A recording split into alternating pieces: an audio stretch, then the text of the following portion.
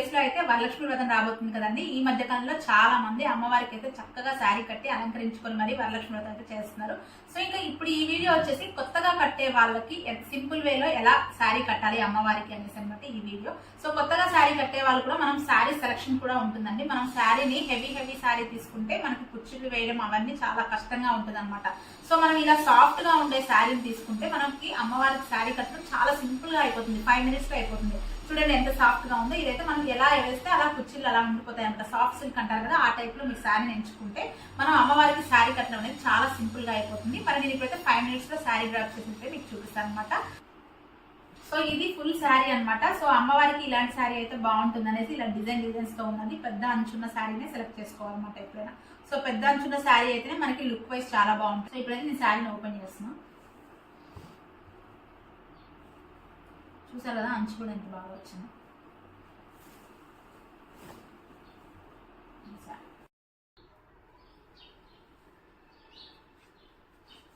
శారీని మొత్తం ఓపెన్ చేసేసుకొని దాన్ని డబల్ మడత వేసేసుకోండి. మనం నార్మల్ గా శారీని ఎలా మడతేస్తామో ఫస్ట్ ఆ విధంగా అయితే వచ్చేసిన తర్వాత నెక్స్ట్ శారీని హాఫ్ కి ఇలా మర్చేసుకోండి. అంచు ఉన్న వైపు ఇలా మర్చుకోండి.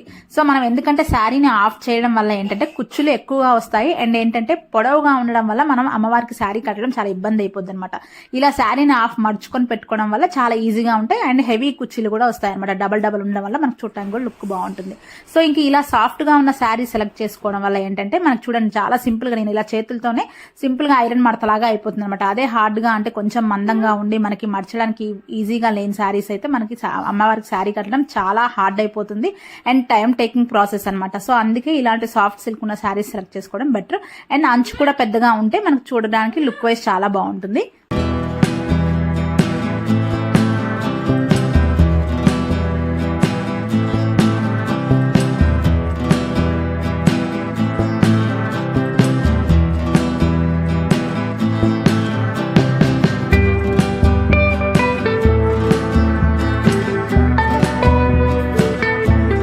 సో ఇప్పటి వరకు అయితే శారీని హాఫ్ పార్ట్ వరకు కుచ్చిళ్ళు వేసానండి. ఇంకా మిగిలిన పార్ట్ వచ్చేసి పైట ఉంది కదా, ఈ పైట పార్ట్ వచ్చేసి మంచిగా బ్లౌజ్ లాగా మనం యూజ్ చేసుకోవచ్చు అనమాట అమ్మవారికి.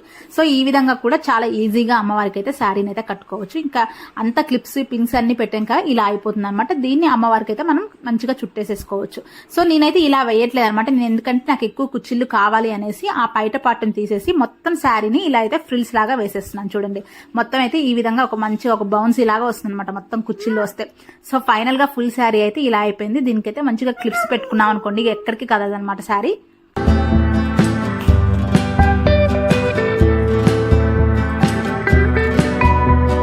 సో నేను ఇప్పుడైతే శారీకి కాంట్రాస్ట్ గా ఉండే ఒక బ్లౌజ్ పీస్ అయితే తీసుకున్నాను. గ్రీన్ కలర్ అయితే బాగుంటుంది అనేసి ఇలా గ్రీన్ కలర్ బ్లౌజ్ కొంచెం డిజైన్ ఉన్న పీస్ అయితే తీసుకున్నాను అనమాట. మీ దగ్గర ఏ బ్లౌజ్ పీస్ ఉంటే ఆ బ్లౌజ్ పీస్ తీసుకోండి శారీకి తగ్గట్టు. సో ఇంక ఈ బ్లౌజ్ పీస్ ని కూడా ఇలా సన్నగా స్టెప్స్ లాగా ఇలా ఫ్రిల్స్ అయితే పెట్టేసుకోండి. సో ఈ విధంగా అయితే రెడీ చేసేసుకుని ఒక బిందె తీసుకోండి.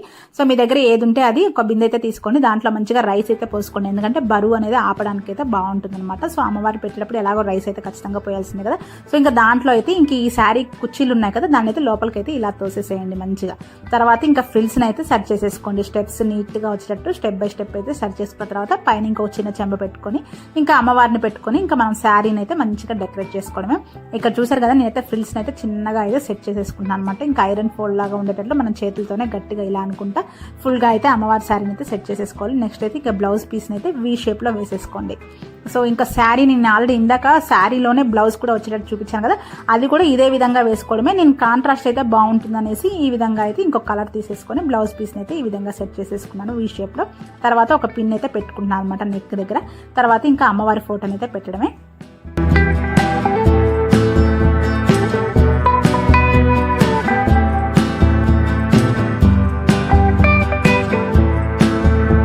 ఇంకా ఈ బ్లౌజ్ పీస్ వీ షేప్ ఉన్న దగ్గర ఒక వడ్డానం పెట్టుకొని గట్టిగా టై చేసేసుకోండి. తర్వాత ఇంక ఇంట్లో ఉన్న నగలన్నీ పెట్టుకొని అమ్మవారిని అయితే మంచిగా రెడీ చేసేసుకోండి. ఇంక ఈ సైడ్ కర్రలు అయితే కనిపిస్తాయి కదా ఎడ్జెస్, ఇవి కనిపించకుండా మంచిగా ఒక కొత్త షాల్ అయితే వేసేసి అమ్మవారిని అలంకరించుకోండి. ఈ షాల్ వేసిన తర్వాత నిజంగా అండి మస్తు లుక్ వచ్చేస్తుంది.